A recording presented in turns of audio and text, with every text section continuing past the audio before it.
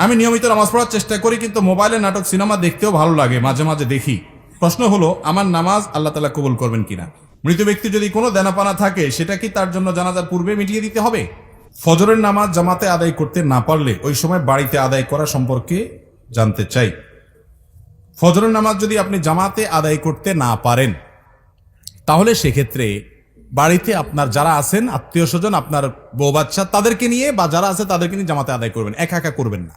আর এটা মাঝে মধ্যে হতে পারে, নিয়মিত যদি এটা হয় তাহলে আপনি ভালো মুসলমান হতে পারলেন না। ফজরের নামাজ জামাতের সাথে যারা হাজির হয়, এরা হলো ওই এলাকার ওই মহল্লার ক্রিম মুসল্লি। ক্রিম মুসল্লি বুঝছেন? সবচেয়ে ভালো মানের মুসল্লি, ভালো মানের ইমানদার মুসলমান। যে মুসলমান ফজরের নামাজে হাজির হয়, যে মুসলমান অন্য ওয়াক্তে হাজির হয়, ফজরে হাজির হয় না, বুঝতে হবে এই মুসলমানে কি আছে, ভেজাল আছে। এজন্য এ ক্লাসের মুসলমান হইতে হলে ফজরের জামাতে হাজির হইতে হবে। হঠাৎ একদিন আপনার মিস হতে পারে, এখন রাত 12টা পর্যন্ত যদি মোবাইল আর ফেসবুক টিপাটিপি করেন, তাহলে ফজর নামাজ চাইলেও জামাতে পড়তে পারবেন না। এই জন্য আগে আগে ঘুমাইতে হবে। আগে ঘুমানো স্বাস্থ্যের জন্য উপযোগী, সুন্নাহ সম্মত, দেরি করবেন না। মোবাইল টিপাটিপি করেন, দিনের বেলায় করেন। শয়তান দেখবেন মোবাইল টিপার মধ্যে সবচেয়ে বেশি মজাটা দেয় রাতে, ঠিক না? বিশেষ করে বিছানায় শুইবেন আর মোবাইলটা একটু আধা ঘন্টা 1 ঘন্টা টিপবেন না, এটা তো হতেই পারে না, ঠিক না ভাই? ঠিক। মোবাইলে মোনাজাত ধরে, মোনাজাত বুঝেন, এইভাবে 2 হাত দিয়ে ধরা মোনাজাতের মতোই তো। এরপরে টিপতে স্ক্রল করতেছেন, কোথায় যাচ্ছেন, কি খুঁজতেছেন নিজেও জানেন না, আঙ্গুল খাওয়ার অবস্থা গসতে, ঠিক না? এই যে রাতে বেশি মজা লাগে মোবাইল টিপতে, কারণ ইবলিসের টার্গেট হলো, তার প্ল্যান হলো, তার মিশন হলো আপনার ফজরটা ধ্বংস করা। সেজন্য রাত্রে যদি যত দেরি করে শোয়াইতে পারে সে আপনাকে, তত তার উপকার। আপনি ভোর রাতে উঠতে পারবেন না, কষ্ট হবে। এজন্য রাতে তাড়াতাড়ি শুইতে হবে। ফজর নামাজ কখনো মিস হয়ে গেলে বাসায় যারা আছে তাদেরকে নিয়ে জামাতের সাথে নামাজ পড়বেন, একা পড়বেন না। কারণ জামাতের সাথে নামাজ পড়লে একা নামাজ পড়তে 27 গুণ বেশি সওয়াব হয়। আপনি একটা জিনিস 1 টাকা দিয়ে যদি 27 টাকার সুবিধা পান, আপনি সেটা ছাড়বেন কোনোদিন? তাহলে জামাতে নামাজ ছাড়া একা কিভাবে নামাজ পড়া হতে পারে? এই চেষ্টা আমাদের থাকতে হবে। মৃত ব্যক্তি যদি কোনো দেনাপানা থাকে, সেটা কি তার জন্য জানাজার পূর্বে মিটিয়ে দিতে হবে? মৃত ব্যক্তির কোনো দেনা পাওনা থাকলে সেটা মিটাতে হবে, পাওনাদারের পাওনা পরিশোধ করতে হবে। জানাজার আগেই করতে হবে এমন বাধ্যবাধকতা নাই। অনেক সময় দেখা যায় পাওনাদার দূরে আছে বা এই মুহূর্তে মিটমাট করা সম্ভব নয়, তাহলে আপনি লাশ দাফন করার পরে করলেন হবে, কিন্তু আপনি যদি আগে করতে পারেন, সেই সুযোগ থাকে, অবশ্যই আগে করবেন। আর পরে করলেও আদায় হবে, কিন্তু এটা করতে হবে। অনেক সময় দেখা যায় একটা মানুষ মারা গেছেন, তার দেনা আছে, দোকানে বাকি আছে, এগুলো দেওয়ার খবর নাই, 40 খাওয়া নিয়ে টানাটানি, ঠিক না ভাই? ঠিক। যেটা ফরজ সেটার খবর নেই, যেটা শরীয়ত করতে বলেছে সেটা করে না, যেটা করতে বলে নাই সেটা নিয়ে টানাটানি। আপনার বাবা মারা গেছেন, উনি দেনাদার, পাওনাদারের কাছে ওনার পাওনা আছে, উনি ঝুলে আছেন, আল্লাহর কাছে পাকড়াও, কারণ পাওনাদারের পাওনা আছে, সেটা দেওয়ার খবর নাই। আপনি ওই মানুষ খাওয়ায় বেড়াচ্ছেন। মানুষ খাওয়ানো গুরুত্বপূর্ণ না পাওনাদারের পাওনা পরিশোধ করা গুরুত্বপূর্ণ?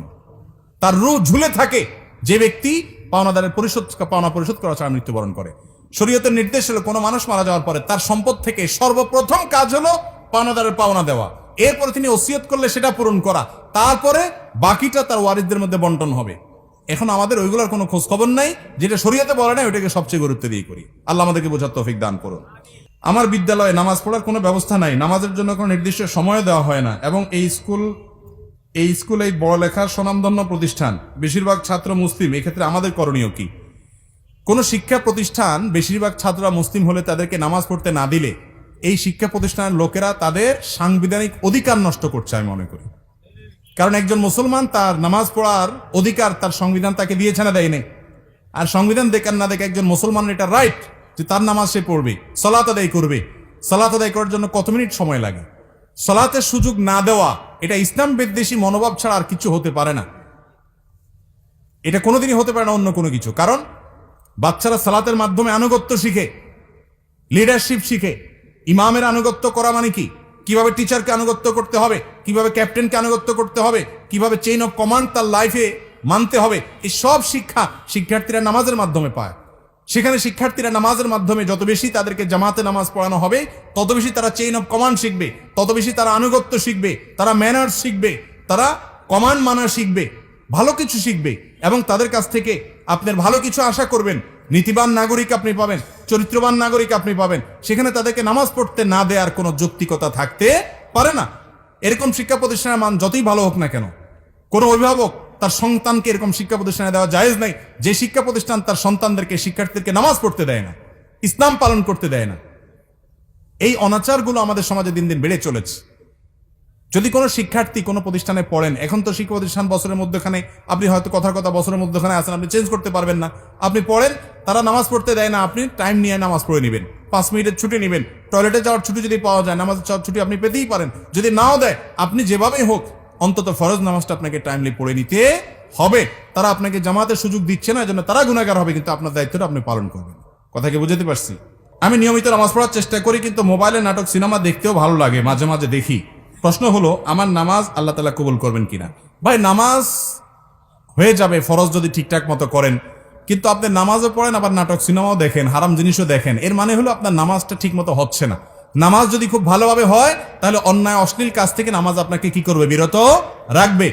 যদিও আপনার নামাজ ত্রুটিপূর্ণ, তারপর আপনি নামাজ ধরে রাখবেন, ধরে রাখলে একসময় ইনশাআল্লাহ আপনি এই অপরাধ থেকে, পাপের কাজ থেকে, হারাম থেকে সরে আসার সুযোগ লাভ করবেন ইনশাআল্লাহ। আপনাকে ট্র্যাকে থাকতে হবে, চেষ্টা ছাড়া যাবে না, চেষ্টা থাকতে হবে, একসময় আল্লাহ তৌফিক দিবেন। আর মনে রাখবেন, আপনি নামাজ পড়ছেন, আল্লাহর কাছে ইবাদত নিবেদন করছেন, আবার যে কাজগুলো করছেন সেগুলো আল্লাহ, হারাম কাজগুলো করছেন সেগুলো আল্লাহ নিষেধ করেছেন। যে আল্লাহর নির্দেশ পালন করতে গিয়ে নামাজ পড়ছেন, সে আল্লাহর নির্দেশ পালন করতে গিয়ে আপনার চোখকে হেফাজত করতে হবে, কারণ দুইটাই কার নির্দেশ? আল্লাহর নির্দেশ। হারাম জিনিস দেখাতে সাময়িক আরাম হয়, স্থায়ী আরাম হয় না। চুলকানির মতো, যখন চুলকাবেন খুব মজা লাগবে, চুলকানি শেষ, এরপরে জ্বলবে। আর চুলকানির সময় যদি না চুলকায়, একটু ডলে ডলে চুলকানিটা থামায় দেন, তাহলে দেখবে না, জ্বলবে না। এই জন্য হারাম জিনিস দেখার জন্য মনের ভিতরে চুলকানি হয়, শয়তান উস্কায়, দেখ দেখ, দেখলে অনেক শান্তি পাবি, দেখার পরে ঠিকই অস্থিরতা লাগে, কি দেখলাম কি দেখলাম, হ্যাঁ হ্যাঁ চলে গেল, টেলিভিশন বন্ধ হয়ে গেল, সে চলে গেল, কি দেখলাম।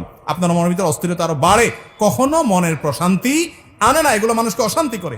আজকে যুবকরা ডিপ্রেশনে ভুগছেন। কেন ডিপ্রেশনে ভুগছেন? ভোগের যত আইটেম আছে দুনিয়ার, সবই তো আপনার হাতের নাগালে। কেন ডিপ্রেশনে ভুগছেন? কেন আত্মহত্যার প্রবণতা বাড়ছে? কেন মানুষ ডিপ্রেশনের কারণে দিন দিন অস্থির হচ্ছে? কেন মানসিক রোগী তরতর করে বেড়ে চলেছে? মূল কারণ হলো শান্তির ট্র্যাক থেকে সরে গেছে। শান্তি ভোগের মধ্যে নাই, শান্তি নাটক সিনেমায় বুধ হওয়ার মধ্যে নাই, শান্তি মাদকের বোতল হাতে নেওয়ার মধ্যে নাই, শান্তি জেনার মধ্যে নাই, শান্তি চোখের জেনার মধ্যে নাই, শান্তি দুনিয়াতে ভোগ আনন্দের মধ্যে নাই। শান্তি হলো আল্লাহর আনুগত্যের মধ্যে থেকে যতটুকু বৈধ ভোগ আছে ততটুকু করার মধ্যে। যে ব্যক্তি বিবাহের মাধ্যমে তার যৌন চাহিদাকে পূরণ করে এবং হালাল পথ ছাড়া হারাম পথে যায় না, আল্লাহ তাআলা তাকে শান্তি দেন। যে অশান্তির পথে যায়, হারাম পথে যায়, অবৈধ পথে যায়, আল্লাহ তাআলা তাকে শান্তি দেয় না। এই জন্য একের পর এক দেখবেন চেঞ্জ করতে থাকে তার লাইফ পার্টনার, কিন্তু শান্তি কোথাও পায় না, ডিপ্রেশনে ভুগতে থাকে। আল্লাহর কসম, এই দুনিয়াতে ভোগে আল্লাহ শান্তি রাখেন নাই, ত্যাগেই শান্তি রেখেছেন, আল্লাহর নির্দেশ মানার মধ্যে শান্তি রেখেছেন। আল্লাহ বিযিকরিল্লাহি তাতমাইন্নুল কুলুব। যুবকরা শান্তি পাচ্ছেন না, ডিপ্রেশনে ভুগছেন, আল্লাহর ছায়াতলে আসেন। আমি শপথ করে বলছি, আপনি কোরআন হাতে নেন, কোরআন বুঝেন, আল্লাহর সাথে কথা বলেন, নামাজে দাঁড়ান, দীর্ঘ সময় কথা বলেন, সেজদায় গিয়ে আল্লাহর সাথে কানাঘুষা করেন, ভোর রাতে উঠে দোয়া করেন। আমি শপথ করে বলছি, আপনি যে শান্তি পাচ্ছেন, পৃথিবীর কোনো মিলিয়নার, কোনো বিলিয়নার সে শান্তি পায় না, সে শান্তির ধারে কাছেও যেতে পারে না যদি আল্লাহর আনুগত্য তার মধ্যে না থাকে। চেষ্টা করবো না ইনশাআল্লাহ? আল্লাহ তাআলা আমাদেরকে আমলের তৌফিক দান করুন।